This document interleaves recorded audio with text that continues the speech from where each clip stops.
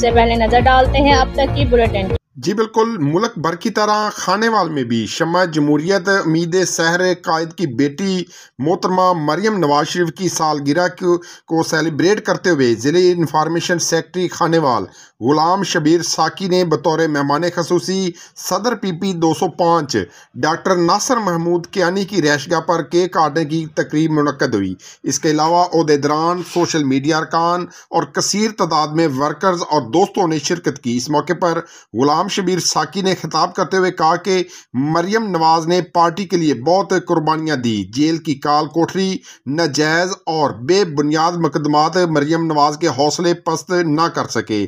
امریت، dictatorship اور اندھے سیاسی انتقام کے سامنے مریم نواز شیرنی بن کر ڈٹی رہی۔ بلا شبہ مریم نواز نے دختر قائد اور دختر ملت ہونے کا حق ادا کر دیا۔ ڈاکٹر ناصر محمود کیانی نے اپنے خطاب میں کہا کہ ہم اپنی قیادت کے شانہ بشانہ کھڑے تھے اور ہمیشہ کھڑے رہیں گے۔ جنرل سیکرٹری عبدالحکیم ہارون، مشتاق سنگا پوری نے تقریب میں تشریف لانے والے تمام مہمانوں کا شکریہ ادا کیا۔ ضلع secretary information secretary Ghulam Shabbir ساکی نے ڈاکٹر ناصر محمود کیانی، ماں ریاض سسرانہ، حاجی عبداللطیف سنارا، رانا محمد شوق ہارون مشتاق کے ہمراہ مریم نواز کی سالگرہ کا کیک کاٹا۔